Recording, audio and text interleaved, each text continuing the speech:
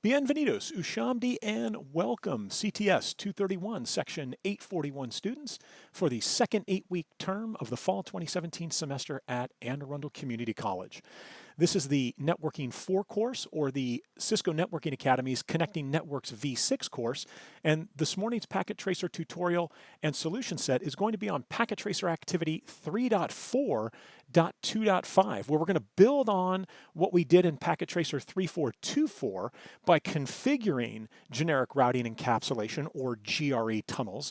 Now we're going to troubleshoot GRE tunnels. So let's go ahead and pull up the topology. We have our addressing table over here, and we have the same error that we had in 3.4.2.4, which is the addressing table lists it as PCC, but it's actually PCB in the packet tracer activity.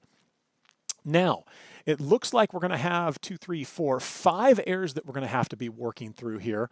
And the scenario is a junior network administrator set up a GRE tunnel. He's unable to complete the tasks. So here is the /30 network. This is our GRE tunnel right here, the 192.168.1.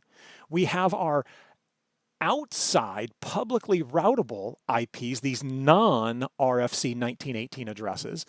And then we have our local subnet here, which is a 172.31.1.0/24, and then 172.31.0.0/24 on the top. Now, we know the simple steps that are required to configure GRE tunnels.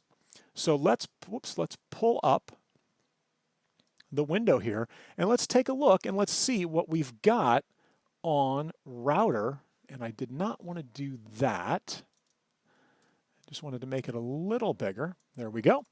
All right, so let's go from user exec to privilege exec with the enable command. Configure terminal to get into global config, and I'm going to say do show run. Now, we don't have to be in global config to do this command, as you know, but I know that we're going to be doing some configuration work at some point, so let's take a look. All right, so here we are.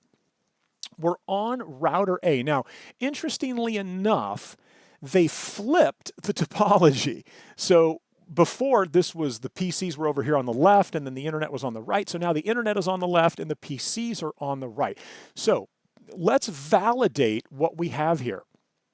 We have the interface tunnel configuration. We have the IP address set to 172.31.0.1. Now, my question to you is that the IP address of the tunnel, or is that the IP address of the gig00 interface on router 1, or I said router A? So do show IP interface brief.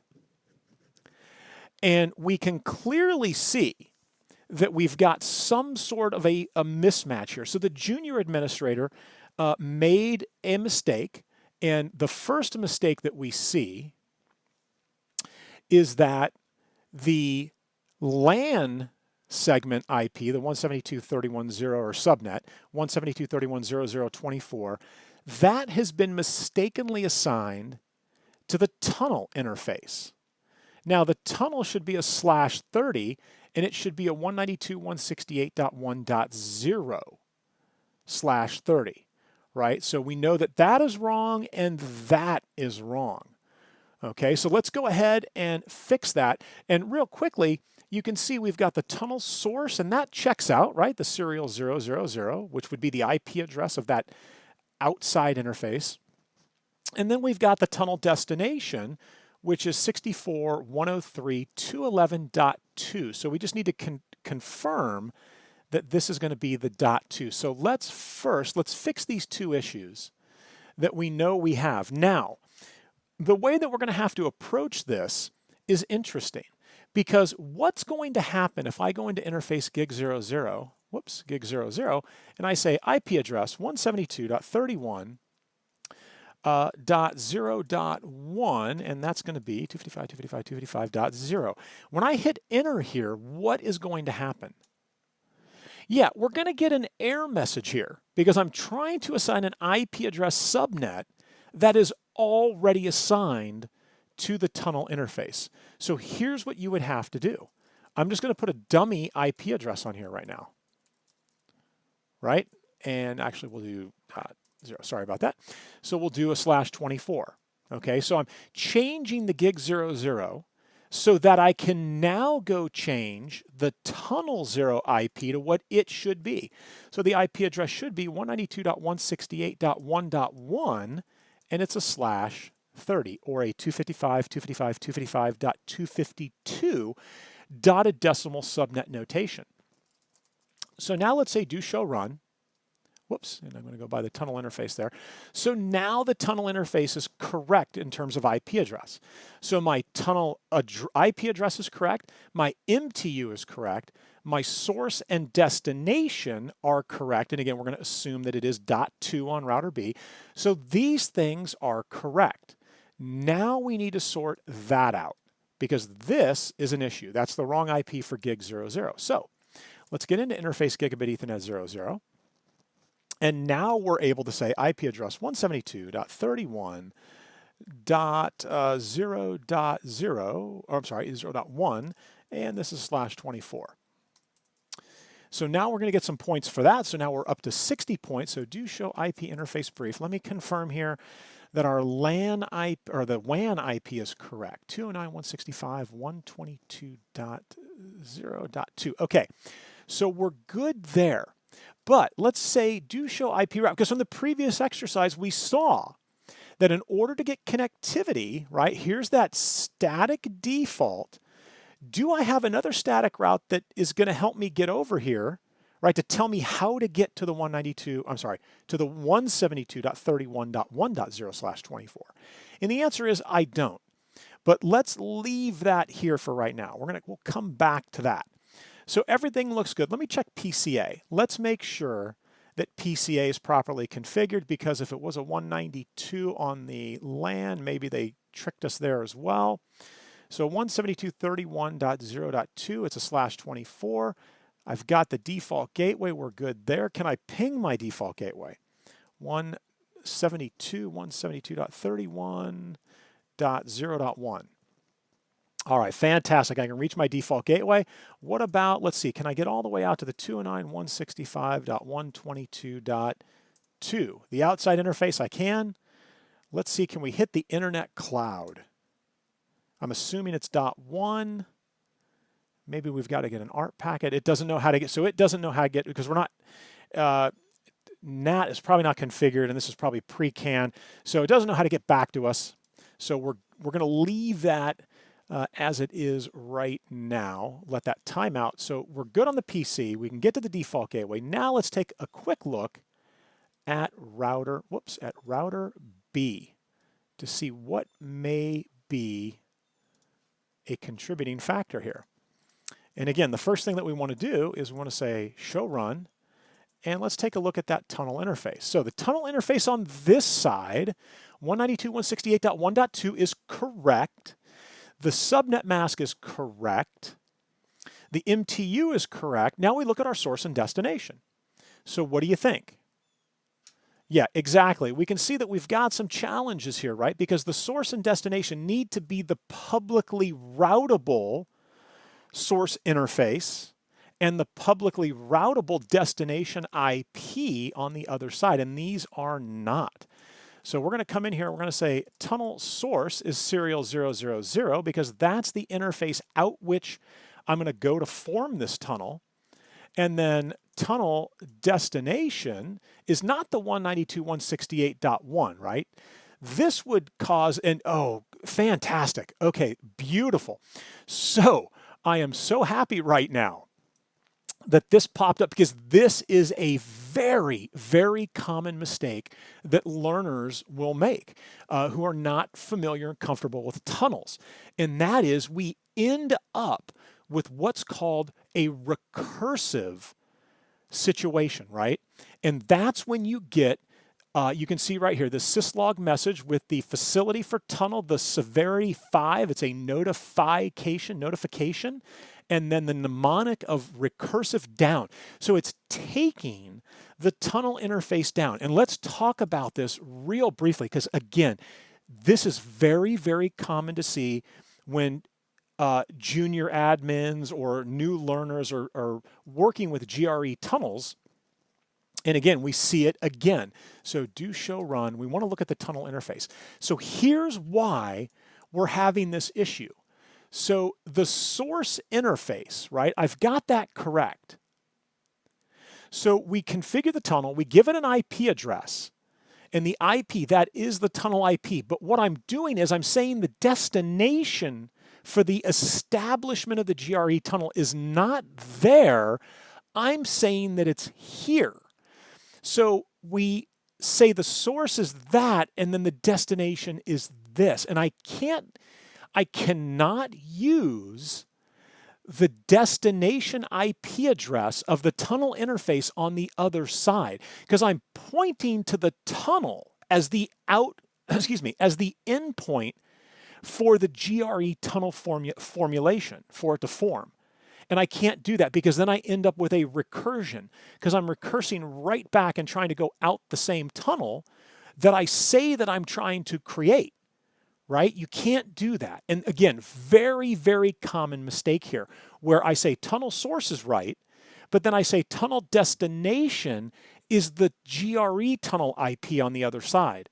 That is not it. In order to get this IP and to form this tunnel, the tunnel destination must be this publicly routable IP out here in our scenario. It's got to be that IP address on that interface, because it's this way that the tunnel is being formed. And this is a logical, right? This is a logical view of what the tunnel is going to give us, but it's not a physical point-to-point. It's going out these interfaces out here on the internet. So that is why you see that it's disabled, because of recursive routing. Because again, router B says, how do I get to that destination? It does not have a route to get to that destination, so it uses the default, which says, send it out this interface. But that interface doesn't have a route, and so we're telling it that our IP and that subnet is here. It ends up as a recursive loop, right? So the only way for me to get there is over the tunnel when I say that the other side of the tunnel is the destination. This is wrong. Remember, the source and destination, when dealing with GRE tunnels going over the internet like this or over any IP network, it's going to be the interface's IP that we're trying to get to, or it could even be a loopback address on the router that's being advertised out onto the internet, right? It could be a loopback like that. That's valid. But again, it is not going to be the IP address of the other side of the tunnel. And I'm really happy that this popped up. Great fortuitous failure here that it popped up before I fixed the problem. So remember, do show run, that we have to make sure that the tunnel destination is not the IP on the other side of or the IP address of the tunnel on the other side. It's the IP address of the router that we can reach and connect to, which is going to be the 209.165.122.2. And I'm pretty sure that that was right. Okay, so that gives us another 20 points, right? So let's say do show run. So do show IP interface brief, right? Because we still have an issue here. And the issue is that the tunnel shows it's up-down. So why is it up-down? Let's say do show IP, and actually we may have 103.211. So we see, and there we go. The tunnel is now up. So let's take a look at the PC to make sure that it's pointing to the right 172.31.1.1. It is /24. Can I ping my default gateway? And we come in and we say ping 172.31.1.1. So that's fantastic. So now what are we missing? So from the PC, can I ping PCA over there, right? And remember, you should be screaming, no, no, no, this is not going to work. 172.31.0.2. And why is this not working?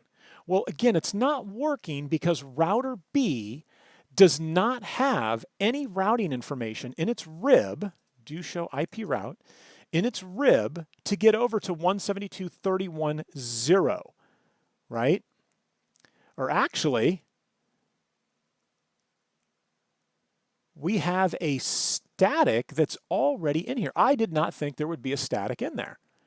Okay, so a static route, do show run.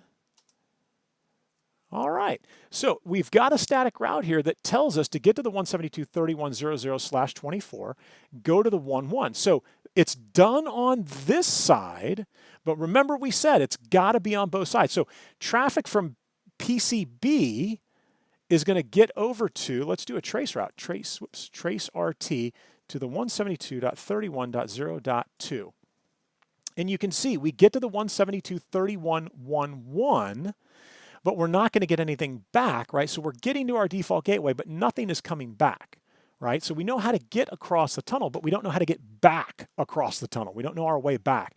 So let's come over here and let's say, and this should be an easy fix for 20 points, IP route to get to the 172.31.1.0, 255.255.255.0, we're going to go to the 192.168.1.2, right? The next hop is going to be router B on the other side of the tunnel.